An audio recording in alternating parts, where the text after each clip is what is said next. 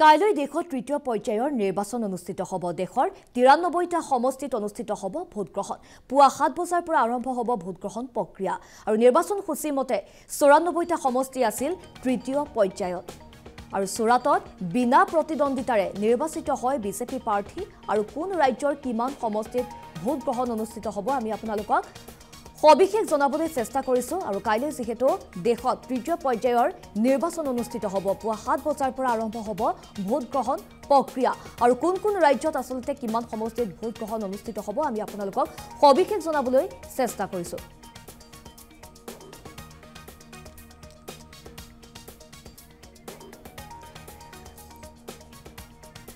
আৰু এই মুহূৰ্তত এই সন্দৰ্ভত সবিশেষ জানিবৰ বাবে আমি পোনপটীয়াকৈ সংযুক্ত হৈছো আমাৰ এছ'চিয়েট এডিটৰ ভাস্কৰ জ্যোতি বৰাৰ সৈতে। হয় ভাস্কৰ জ্যোতি বৰা, কাইলৈ যেহেতু দেশত অনুষ্ঠিত হ'ব তৃতীয় পৰ্যায়ৰ নিৰ্বাচন আৰু ইতিমধ্যে পুলিং প্ৰিজাইডিং বিষয়াসকল ৰাওনা হৈছে আৰু সাজু কৰা হৈছে ভোট কেন্দ্ৰসমূহত। বৰ্তমান আপুনি আমাক সবিশেষ জনাওক ভাস্কৰ জ্যোতি বৰা। তৃতীয় পৰ্যায়ৰ নিৰ্বাচনত 10খন ৰাজ্য আৰু এখন কেন্দ্ৰীয় শাসিত অঞ্চলৰ 93টা সমষ্টিত ভোটগ্ৰহণ অনুষ্ঠিত হ'ব।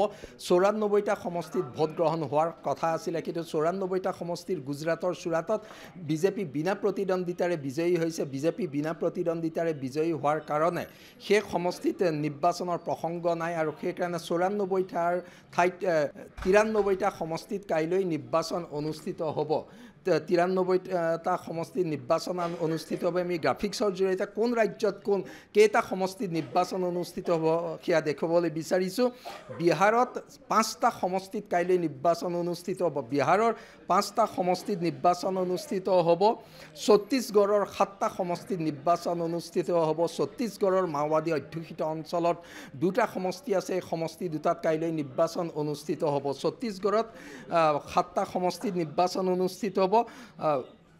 গুজৰাটৰ 26টা সমষ্টিৰ একেটা পৰ্যায়তে নিৰ্বাচনৰ কথা আছিলে, কিন্তু তাৰে 25টা সমষ্টিত কাইলৈ নিৰ্বাচন অনুষ্ঠিত হ'ব। গুজৰাটৰ 25টা সমষ্টিত একেলগে নিৰ্বাচন অনুষ্ঠিত হ'ব। কৰ্ণাটকৰ 14টা সমষ্টিত কাইলৈ নিৰ্বাচন অনুষ্ঠিত হ'ব।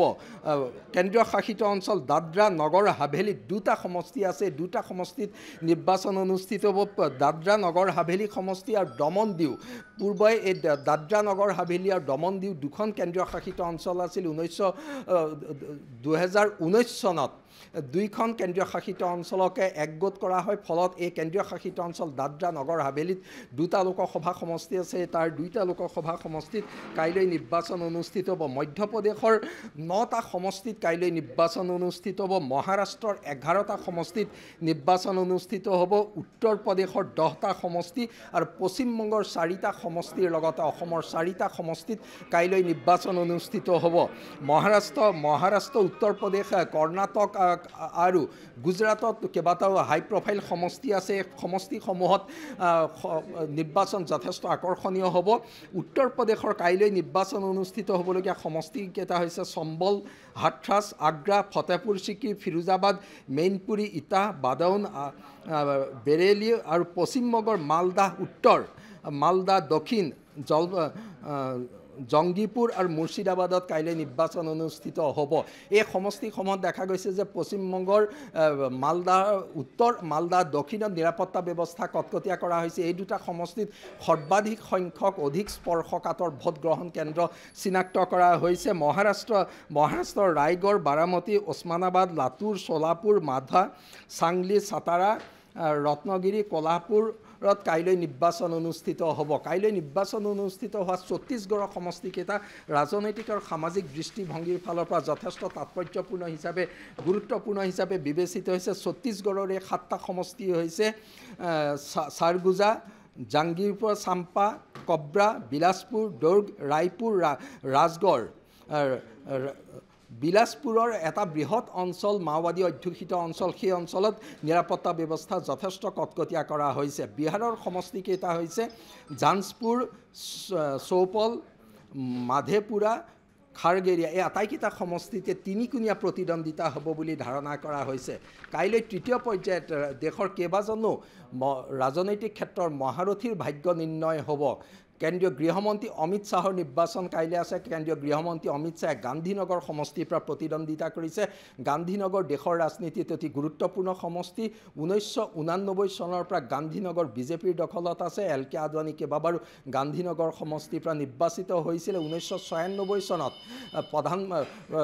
প্ৰয়াত প্ৰধানমন্ত্ৰী অটল বিহাৰী বাজপেয়ী গান্ধীনগৰৰ পৰা প্ৰতিদ্বন্দ্বিতা কৰিছিলে। তেওঁ লক্ষ্ণৌৰ পৰাও প্ৰতিদ্বন্দ্বিতা কৰিছিলে। তেওঁৰ পিছত গান্ধীনগৰ সমষ্টি এৰি দিছিলে। LK আদৱানীয়ে কেইবাবাৰো প্ৰতিদ্বন্দ্বিতা কৰাৰ পাছত 2019 নিৰ্বাচনত অমিত শ্বাহে তাৰ পৰা প্ৰতিদ্বন্দ্বিতা কৰি অভিলেখ সংখ্যক ভোটৰ ব্যৱধানত বিজয়ী হৈছিলে। কাইলৈ অমিত শ্বাহৰ বিৰুদ্ধে মূল প্ৰতিদ্বন্দ্বী হিচাপে আছে সমাজবাদী পাৰ্টিৰ। গান্ধীনগৰৰ লগতে মধ্যপ্ৰদেশৰ বিদিশা সমষ্টি এবাৰ সমগ্ৰ দেশবাসীৰ বাবে দৃষ্টি নিবদ্ধ হৈছে। বিদিশাত প্ৰাক্তন মুখ্যমন্ত্ৰী শিৱৰাজ সিং চৌহানে প্ৰতিদ্বন্দ্বিতা কৰিছে। বিদিশা শিৱৰাজ সিং চৌহানৰ গৃহ সমষ্টি। তেওঁৰ জন্ম, তেওঁৰ কৰ্মক্ষেত্ৰ, তেওঁৰ ছাত্ৰ ৰাজনীতি, তেওঁৰ সামাজিক আন্দোলন সকলো বিদিশাৰ লগত জড়িত। আৰু শিৱৰাজ সিং চৌহানে ৰাজ্যৰ ৰাজনীতিৰ পৰা কেন্দ্ৰীয় ৰাজনীতিলৈ আহোঁতে প্ৰথম বিদিশাৰ পৰাই প্ৰতিদ্বন্দ্বিতা কৰিছে। সেইকাৰণে বিজেপিৰ কাৰণেই নহয়, দেশৰ সাম্প্ৰতিক ৰাজনীতিত বিদিশা সমষ্টি বিশেষ চৰ্চিত হৈছে। মধ্যপ্ৰদেশৰ গুনা সমষ্টি সিন্ধিয়া পৰিয়ালৰ দুৰ্গস্বৰূপ। এই গুনা সমষ্টিৰ পৰা জ্যোতিৰাদিত্য সিন্ধিয়াই প্ৰতিদ্বন্দ্বিতা কৰিছে। উল্লেখযোগ্য যে যোৱাবাৰ বিজেপি প্ৰাৰ্থীৰ হাতত জ্যোতিৰাদিত্য সিন্ধিয়া কংগ্ৰেছ প্ৰাৰ্থী হিচাপে পৰাস্ত হৈছিলে গুনা সমষ্টিত।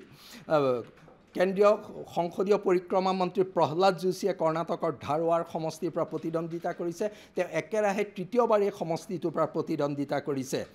জ্যেষ্ঠ কংগ্ৰেছ নেতা মধ্যপ্ৰদেশৰ প্ৰাক্তন মুখ্যমন্ত্ৰী দিগ্বিজয় সিঙে মধ্যপ্ৰদেশৰ ৰাজগড় সমষ্টিৰ পৰা প্ৰতিদ্বন্দ্বিতা কৰিছে। দিগ্বিজয় সিঙে শেহতীয়াভাৱে প্ৰতিটো নিৰ্বাচনতে পৰাস্ত হৈ আহিছে লোকসভা নিৰ্বাচনত। আৰু যোৱাবাৰ যিহেতু ভূপালত তেওঁ প্ৰতিদ্বন্দ্বিতা কৰি সাধ্বী প্ৰজ্ঞাৰ হাতত পৰাস্ত হৈছিলে, এইবাৰ তেওঁ সমষ্টি সলনি কৰিছে। আৰু লোকসভাৰ কংগ্ৰেছ দলপতি অধীৰ ৰঞ্জন চৌধুৰী নিৰ্বাচন আছে কাইলৈ। তেওঁ বেৰহামপুৰ সমষ্টিৰ পৰা প্ৰতিদ্বন্দ্বিতা কৰিছে। অধীৰ ৰঞ্জন চৌধুৰী বেৰহামপুৰত তীব্ৰ প্ৰত্যাহ্বানৰ সন্মুখীন হ'ব বুলি ধাৰণা কৰিছে তৃণমূল কংগ্ৰেছৰ পৰা। সমাজবাদী পাৰ্টিৰ মুৰব্বী অখিলেশ যাদৱৰ পত্নী ডিম্পল যাদৱে তেওঁলোকৰ পৰিয়ালৰ পৰম্পৰাগত দুৰ্গ মেইনপুৰীৰ পৰা প্ৰতিদ্বন্দ্বিতা কৰিছে। মেইনপুৰীত কাইলৈ নিৰ্বাচন অনুষ্ঠিত হ'ব। NCPৰ শাৰদ পাৱাৰ গোটৰ নেতৃত্ব অৰ্থাৎ শাৰদ পাৱাৰৰ কন্যা সুপ্ৰিয়া সুলেৰ নিৰ্বাচন আছে। সুপ্ৰিয়া সুলে তেওঁলোকৰ পৰিয়ালৰ পৰম্পৰাগত দুৰ্গ বাৰামতী সমষ্টিৰ পৰা প্ৰতিদ্বন্দ্বিতা কৰিছে। তাৰ লগতে অসমৰ ধুবুৰী সমষ্টিও দেশৰ সংবাদ মাধ্যমে এক হাই প্ৰফাইল সমষ্টি হিচাপে গ্ৰহণ কৰিছে। মৌলানা বদৰুদ্দিন আজমলক দেশৰ আগশাৰীৰ মুছলমান নেতা হিচাপে ৰাষ্ট্ৰীয় সংবাদ মাধ্যমে চৰ্চা কৰি আছে। সেইকাৰণে ধুবুৰী সমষ্টিও দেশৰ অন্যতম হাই প্ৰফাইল সমষ্টি হিচাপে চিহ্নিত হৈছে। সানিয়া। হয় ভাস্কৰ জ্যোতি বৰা, কাইলৈ যিহেতু দেশৰ 93টা সমষ্টিত অনুষ্ঠিত হ'ব ভোট গ্ৰহণ, আৰু আটাইতকৈ আচলতে কোনখন ৰাজ্যত বেছি আকৰ্ষণীয় হৈ উঠিব আৰু কোনখন ৰাজ্যত তুমুল যুঁজ হ'ব, ভাস্কৰ জ্যোতি বৰা?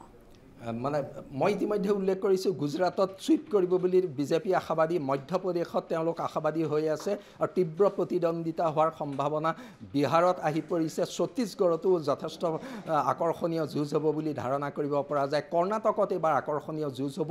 কৰ্ণাটকত কংগ্ৰেছ আৰু বিজেপিৰ মাজত তীব্ৰ প্ৰতিদ্বন্দ্বিতা হ'ব। কৰ্ণাটক, ছত্তীশগড়, বিহাৰত তীব্ৰ প্ৰতিদ্বন্দ্বিতা হ'ব বুলি ধাৰণা কৰা হৈছে। প্ৰতিদ্বন্দ্বিতা কৰ্ণাটকত 2019 লোকসভা নিৰ্বাচনতকৈ অধিক আকৰ্ষণীয় হৈ পৰিছে। 2019 লোকসভা নিৰ্বাচনৰ বিপৰীতে কৰ্ণাটকত কংগ্ৰেছ আৰু বিজেপিৰ যুঁজ আকৰ্ষণীয় হ'ব। বিহাৰত RJD আৰু বিজেপি NDA প্ৰাৰ্থীৰ মাজত প্ৰতিদ্বন্দ্বিতা হ'ব। ছত্তীশগড়তো NDA প্ৰাৰ্থীৰ লগত প্ৰতিদ্বন্দ্বিতা হ'ব কংগ্ৰেছৰ। আৰু কিন্তু গুজৰাটৰ ছবিখন যথেষ্ট স্পষ্ট বুলি এতিয়ালৈকে ধাৰণা কৰি থকা হৈছে। মুঠৰ ওপৰত কাইলৈ 93টা সমষ্টি নিৰ্বাচন যথেষ্ট আকৰ্ষণীয়। মই উল্লেখ কৰা এইসকল ৰাজনৈতিক ক্ষেত্ৰৰ মহাৰথীৰ নিৰ্বাচনক লৈ সমগ্ৰ দেশবাসী দৃষ্টি নিবদ্ধ আছে সংশ্লিষ্ট সেইকেইটা সমষ্টিত। সানিয়া।